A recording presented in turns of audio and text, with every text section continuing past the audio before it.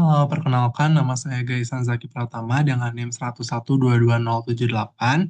Pada video kali ini, saya ingin menjelaskan mengenai tugas makalah stima saya, yaitu mengenai analisis komparatif heuristik greedy untuk aproksimasi bilangan kromatik graf pada masalah penjadwalan perkuliahan. Untuk masalah yang saya bahas di sini itu fokusnya adalah untuk membandingkan berbagai heuristik yang nantinya ada kurang lebih 6 heuristik yang bersifat greedy untuk menyelesaikan permasalahan penjadwalan perkuliahan. Nah, ini kurang lebih untuk bahasannya itu intinya adalah nanti saya akan membandingkan 6 heuristik yaitu ada largest first, smallest last, dan independent set, kemudian ada random sequential, connected sequential yang DFS, dan connected sequential yang BFS. Nah, sebelum itu mungkin saya ingin membahas terlebih dahulu sedikit mengenai masalah penjadwalan perkuliahan. Jadi permasalahannya itu kurang lebih seperti ini. Jadi kita punya orang guru, M orang dosen, kemudian ada N kelas atau N mata kuliah, kemudian nanti akan dibangun suatu matriks M kali N yang isi matriksnya itu misalkan matriksnya itu P, isi matriksnya itu untuk setiap entry elemen PIJ-nya itu bermakna banyaknya sesi atau banyaknya jadwal guru ke I itu mengajar kelas ke J gitu, kurang lebih seperti itu. Nah, kemudian masalah tersebut karena sudah ada matriksnya, eh, di sini saya merepresentasikannya dalam bentuk graf dengan simpulnya itu adalah setiap sesi perkuliahan yang unik gitu ya. Kemudian untuk sisinya itu dua buah simpul dikatakan bertetangga atau memiliki sisi ketika dua simpul itu terdapat konflik. Nah, konflik di sini nanti mungkin akan dijelaskan di selanjutnya di bagian bawah di antara kedua sesi yang direpresentasikannya. Nah, dua sisi yaitu disebut bertetangga. Kemudian algoritma greedy di sini itu yang digunakan itu ada 6 heuristik tadi yang sudah saya sebutkan. Dengan idenya kurang lebih adalah largest first itu mengurutkan simpulnya itu berdasarkan derajatnya. Jadi kayak diurutin dulu dari yang tertinggi sampai yang terendah. Kemudian nanti pewarnaannya itu dimulai dari yang tertinggi. Kalau smallest last itu strategi itu mengurutkan urutan eliminasi terbalik. Jadi nanti secara iteratif simpulnya itu dengan derajat terkecil pada sisa graf saat itu akan diidentifikasi dan ditemukan di akhir urutan. Nah, kemudian prosesnya diulangi sampai semua simpulnya itu sudah terurut.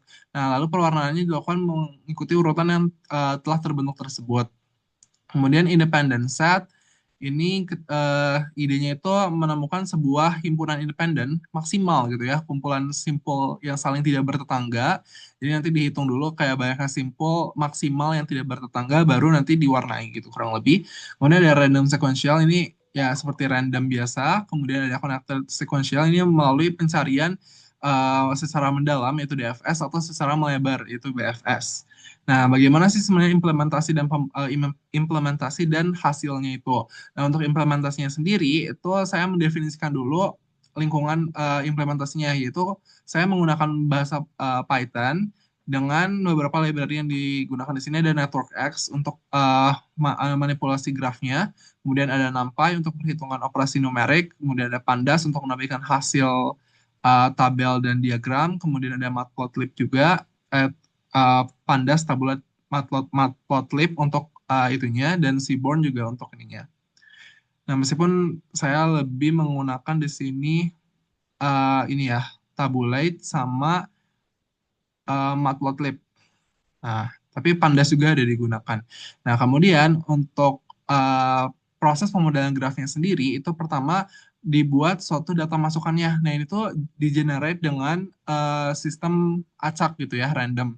Dari M dosen dan N kelas itu nanti akan dibangun matriks P yang ukurannya M kali N dengan PIJ itu menyatakan tadi ya dosen ke I mengajar kelas ke J itu berapa sesi gitu kurang lebih. Kemudian membentuk daftar sesinya sendiri dari matriks kayak tadi dibuat daftar sesinya yang unik ada berapa, kemudian nanti akan dibangun konstruksi graf konfliknya yang tadi yang didefinisikan tadi ya.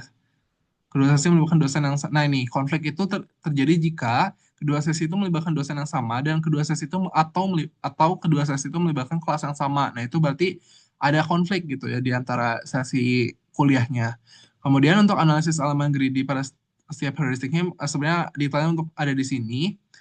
Nah, kemudian yang menariknya itu dari desainnya itu seperti apa? Yang saya lakukan itu percobaannya itu adalah melakukan multi skenario gitu ya. Jadi nggak cuman dari apa ya kombinasi-kombinasi yang mungkin angka-angka M sama N itu saya buat 4 skenario yaitu ada kecil-kecil, M yang kecil, N yang kecil, kecil besar di sini 5 10, kecil besar 5 50, besar kecil itu 20 10 dan besar besar itu 20 50 dan setiap skenario itu merepresentasikan suatu masalah di dunia nyata.